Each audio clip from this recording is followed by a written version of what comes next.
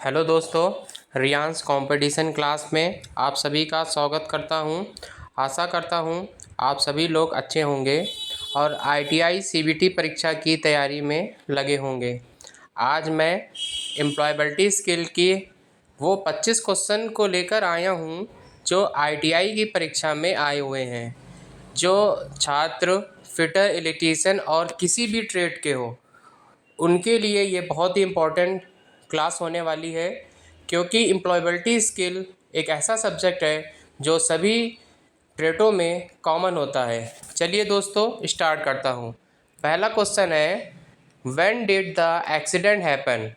Accident कब हुआ था? इसके चार ऑप्शन है। On the table, during travelling, in the hotel, at 10:30 last night. इसका जो सही ऑप्शंस होगा वो होगा एट 10:30 लास्ट नाइट, क्योंकि लास्ट नाइट को 10:30 पे एक्सटेंड हो चुका था। तो पास्ट टेंस में क्वेश्चन है तो आंसर भी पास्ट टेंस में होगा एट 10:30 लास्ट नाइट।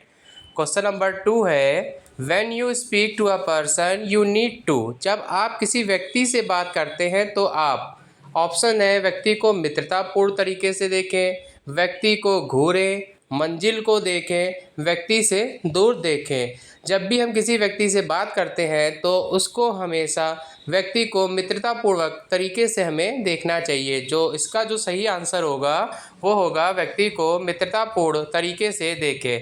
दोस्तों, क्वेश्चन नंबर 3 है, which one is in a passive voice? Option है, her birthday was celebrated by us, Mohan is painting a house, I have seen that movie, she was reading a book. दोस्तों, active से passive बनाते वक्त हम क्या use करते हैं? Verb की थर्ड फॉर्म और बाय का प्रयोग करते हैं। देखिए, पहले ऑप्शन में बाय यूज़ हो रहा है, her birthday was celebrated by us, तो ये हमारा पैसिव वॉइस में है। तो इसका जो आंसर सही होगा वो होगा her birthday was celebrated by us. Question number 4 है, व्हाट इज़ माइंडफुलनेस? माइंडफुलनेस क्या है? ये पहला ऑप्शन है, या उन लोगों का वर्णन करने के लिए इस्तेमाल किए जाने वाला शब्द है जो विचारों से भरे हुए हैं। दूसरा ऑप्शन है, या किसी भी चीज़ पर ध्यान न देने की तकनीक है। तीसरा ऑप्शन है, यह एक पल में पूरी तरह से उपस्थित होने की क्षमता है। चौथा ऑप्शन है, या आपके दिमाग को तेज करने के बारे में है। माइंडफुलनेस वो होता है जो एक ही पल में पूरी तरह से उपस्थित होने की एक क्षमता होती है। दोस्तों, इसका जो सही आंसर होगा वो तीसरा ऑप्शन होगा। क्वेश्चन नंबर नेक्स्ट है, इनमें से कौन सा सार्वजनिक परिवहन से यात्रा करते समय अच्छे शिष्टाचार के अंतर्गत नहीं आता है?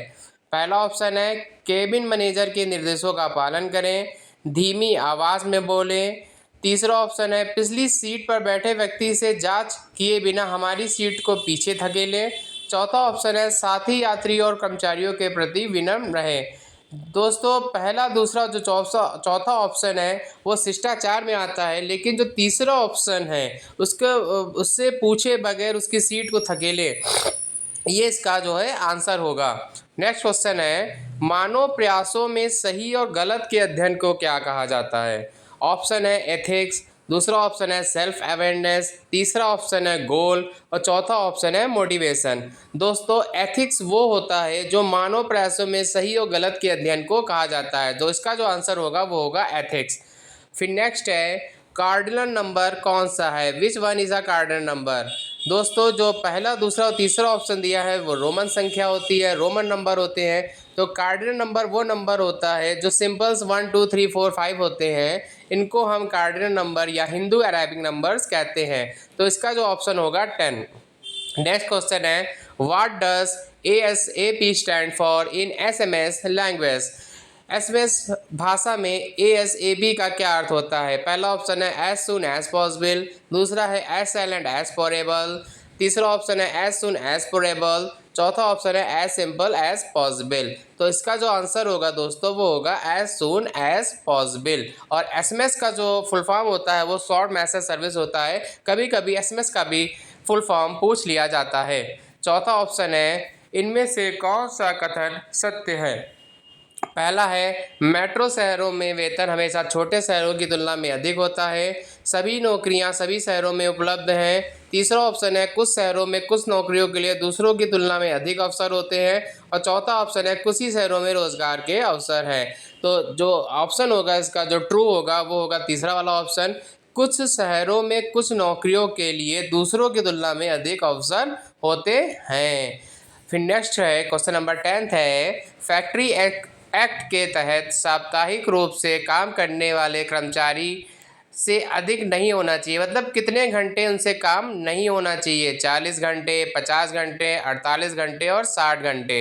दोस्तों जो वर्कर होते हैं उनसे 8 घंटे से ज़्यादा काम नहीं लेना चाहिए। ये साप्ताहिक बोल रहा है, मतलब 6 दिन, एक दिन छुट्टी होती है, तो 8 छंग 48, तो उनको 48 घंटे से अधिक काम नहीं लेना चाहिए। तो इसका जो ऑप्शन होगा वो होगा 48 घंटे। फिर इसके बाद नेक्स्ट क्वेश्चन है, काइजन का अर्थ है सुलझाना, आत्म अनुशासन, निरंतर सुधार या निवारक रख रखाव। दोस्तों काइजन एक जापानी शब्द होता है जो कि इंडस्ट्रीज़ में इसका यूज़ करते हैं। इसका जो अर्थ होता है निरंतर सुधार, मतलब कॉन्टिन्यूअस इम्प्रूवमेंट। क्वेश्चन नंबर 12 है, निम्नलिखित वाक्य में किस विराम चिन्ह का प्रयोग किया गया है? Which punctuation mark should be used in the following sentence? Is there any side engineer hair?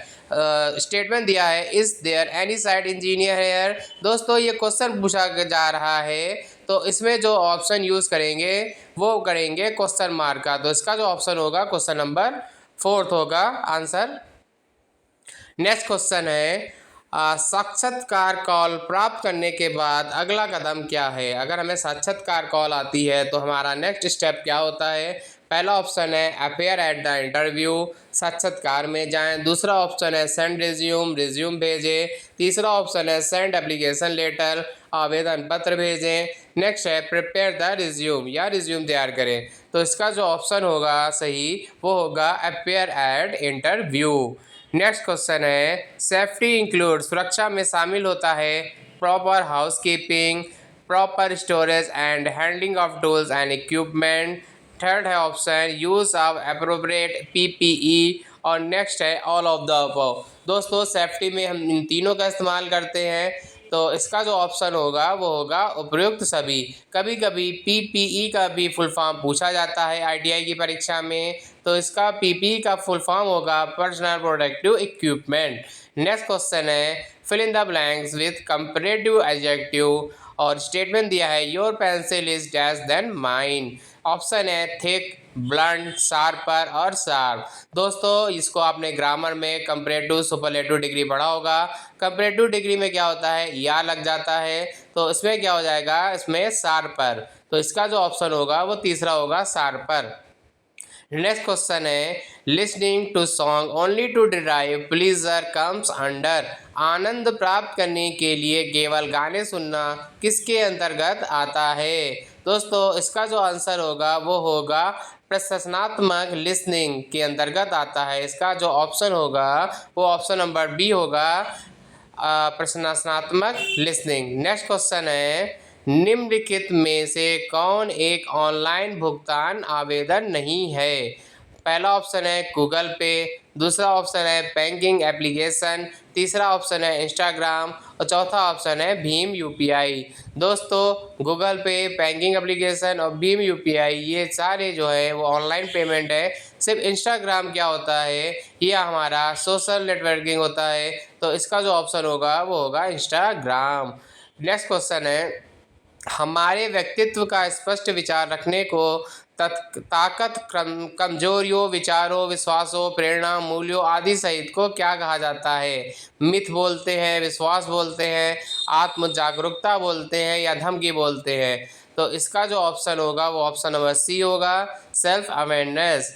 Next question है निम्नलिखित में से कौन सा शुद्ध जोखिम की श्रेणी में नहीं आता है? पहला ऑप्शन है देयता जोखिम, दूसरा ऑप्शन है प्रौद्योगिकी जोखिम, तीसरा आता है संपत्ति का जोखिम और चौथा है कार्मिक जोखिम। जो इसका जो आंसर होगा वो होगा प्रौद्योगिकी जोखिम। नेक्स्ट क्वेश्चन है the expansion of land is, land का विस्तार क्या होता है? दोस्तों ये बहुत ही इजी क्वेश्चन है, आप सभी को पता होगा। LAN लैंड का फुल फॉर्म होता है लोकल एरिया नेटवर्क। इसका ऑप्शन जो होगा वो होगा सी। नेक्स्ट ऑप्शन है इन face to face communication tone of voice account for.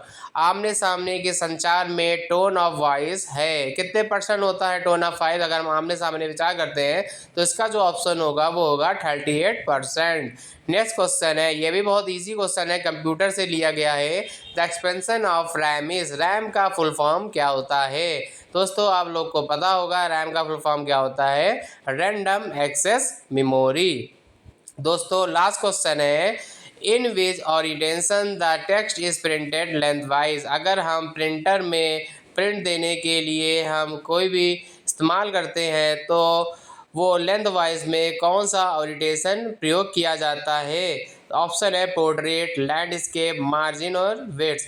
Portrait इसका ऑप्शन जो होगा वो होगा पोर्ट्रेट। लंबाई में निकालने के लिए हम पोर्ट्रेट ऑप्शन का प्रयोग करते हैं और लैंडस्केप का प्रयोग हम चौड़ाई में निकालने के लिए डॉक्यूमेंट का प्रयोग करते हैं।